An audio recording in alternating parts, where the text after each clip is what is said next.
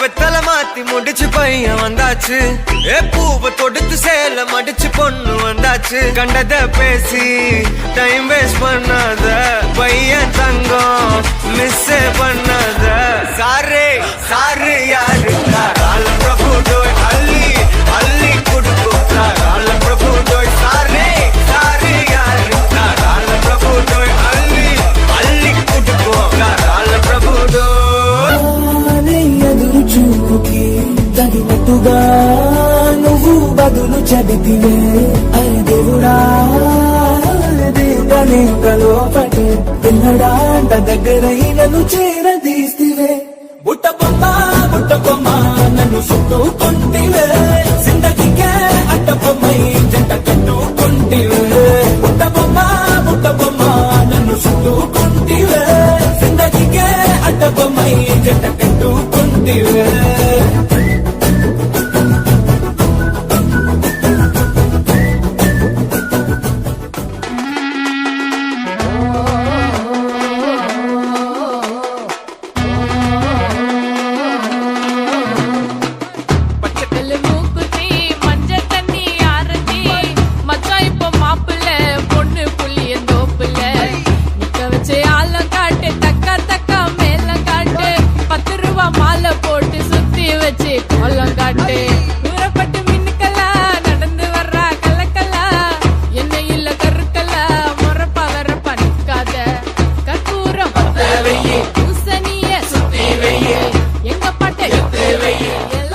என்ன 18 பட்டி வந்தாச்சாப்பா?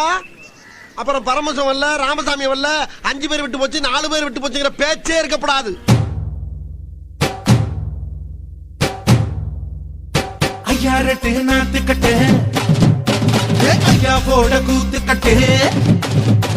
ஐயா ரெட்டு நாத்து கட்டு, ஐயா போட கூத்து கட்டு. யானை கட்டி ஏறு பூண்டு வாய்க்கா பட்டி பாத்து கட்டு. கும்பரம்மா சுத்தி கட்டு, பகலெல்லாம் பாடுபட்டா விளைஞ்சதெல்லாம் வீடு வரும் செல்லமே. செல்லமே செல்லமே தங்கமே தங்கமே என் செல்லமே செல்லமே தங்கமே தங்கமே.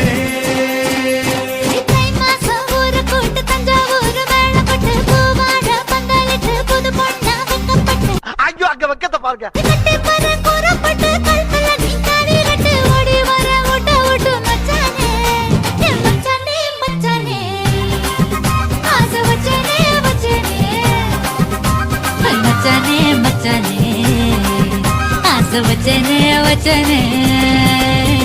ஐயாவுக்கு ஏத்த அபிநய சரஸ்வதியே இருக்கிறியா?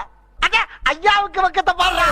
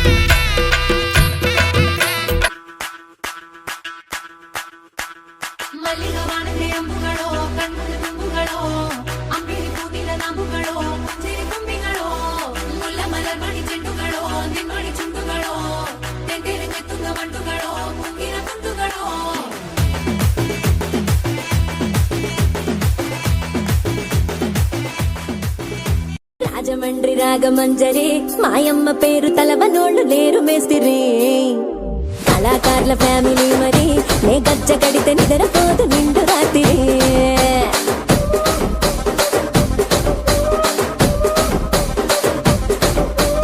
ఏం రసిక రాజువో మరి నా దాసు బావ నీతో ఎప్పుడింత కిరికిరి ఏం రసిక రాజువో మరి నా దాసు బావ నీతో ఎప్పుడింత కిరికిరి ఆ కుర్చీని మార్చబెట్టి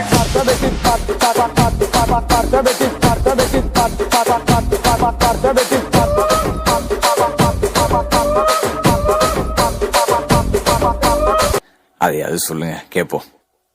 மை கருத்து வாட் இஸ் ஐம் சேயிங். புருஷ பொஞ்சாதி பொருத்தந்தா வேணும் பொருத்தம் இல்லாட்டி வருத்தந்தா தோணும் அமைஞ்சாது போல கல்யாணம் பண்ணு இல்ல நீ வாழு தனியாளா நின்னு முதலில் யோசிக்கணும் பிறகு நேசிக்கணும் மனசு ஏத்துக்கிட்டா சேர்த்துக்கிட்டு வாழு உனக்கு தகுந்தபடி குணத்தில் சிறந்தபடி இருந்தா ஊரறிய மாலை கட்டி போடு சொத்து வீடு வாசல் இருந்தாலும் சொந்தம் பந்தம் எல்லாம் அமைஞ்சாலும் அட உள்ள ரெண்டு ஒட்டா விட்டா கல்யாணம் தான் கசக்கும் 100 வருஷம் 100 வருஷம் இந்த மாப்பிள்ளையும் பொண்ணுதான் பேரு விளங்க இங்கு வாழணும் சோழவனத்தில் ஒரு சோடி குயில் போலத்தான் காலம் முழுக்க சிந்து பாடணும் ஒண்ணுக்கொண்ணு பக்கத்தில